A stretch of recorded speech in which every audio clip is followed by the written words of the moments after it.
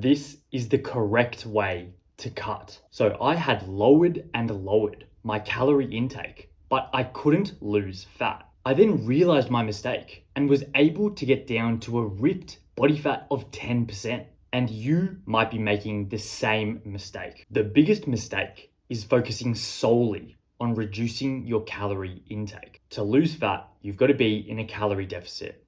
In other words, you've got to be intaking less calories than you're expending every day. This is the formula of fat loss. The common advice is that you should eat less food. You should reduce your calorie intake to achieve that calorie deficit. You should opt for lower calorie alternatives. For example, having a no sugar Coke as opposed to a full sugar Coke. And don't get me wrong, reducing your calorie intake is a valid way of achieving a calorie deficit to lose fat, but it can be problematic because if you have a low maintenance calories, just by virtue of your genetics, it is much harder to achieve a calorie deficit by reducing your calorie intake because the calories you're expending every day are already quite low.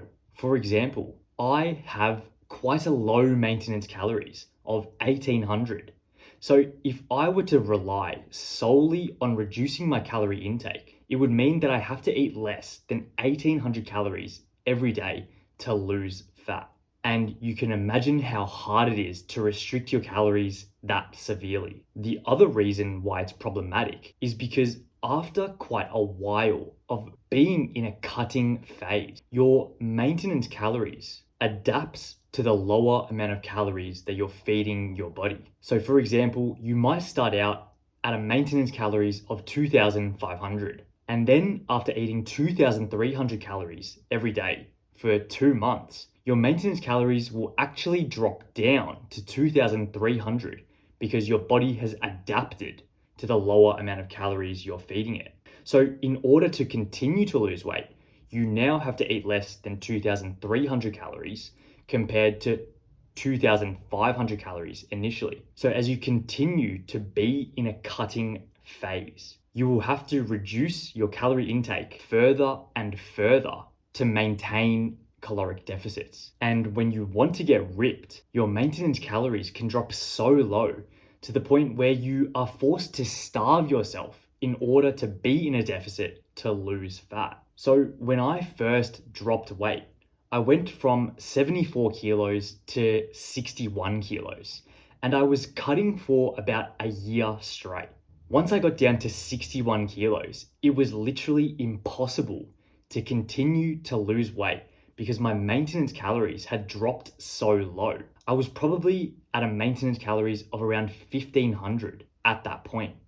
And you can imagine how hard it is to eat less than 1,500 calories every day and maintain an energetic or healthy lifestyle. So the solution is to not only focus on limiting your calorie intake, but to also increase your calorie expenditure. Increasing your calorie expenditure is the other less spoken about method of achieving a caloric deficit. So calorie expenditure is broken up into two components. The first being your maintenance calories and the second being your active calories. Maintenance calories is just the amount of calories you burn every day at rest by doing nothing. Active calories is the amount of calories you're burning on top of that. So it's the calories that you're burning through your general levels of activity every day. It can be through walking, running, cycling, swimming, you name it. So for example, you could intake 2,500 calories, but if you were to expend 2,700 calories, you would be in a caloric deficit still. And increasing my calorie expenditure was the actual way that helped me get ripped and get down to 10% body fat. That was because I had low maintenance calories. My maintenance calories is 1,800. So when I started running and walking more, it meant that I'd burn an extra 500 to 600 calories every day, which brought my calorie expenditure up from 1,800 to 2,400. And it was so much easier to be able to maintain a caloric deficit, only having to eat less than 2,400 calories compared to eating less than 1,800 calories. Also, after a while of cutting, your maintenance calories naturally drops as your body adapts. So for example, you might start out with a maintenance calories of 2,500.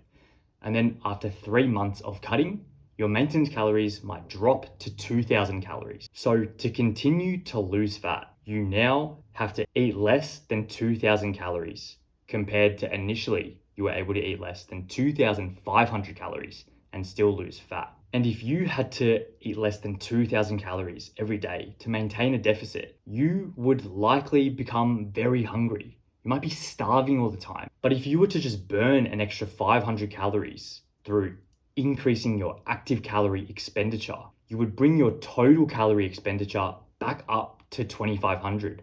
And you go back to how easy it was to initially lose fat, only having to eat less than 2,500 calories. It makes your dieting choices a lot less restricted. You're less hungry, and it makes the process a lot easier. There are many ways you can increase your calorie expenditure as well, and it is not hard. The simplest way is just to walk to places instead of driving. And if you go for a walk for say 30, 45 minutes, you can be burning 200 to 300 calories. An even more effective method of burning calories is through incline walking on the treadmill. And if you go on there for 45 minutes, you can burn 300, 400 calories. You can opt for a running and walking combo, all in the one 45-minute session as well.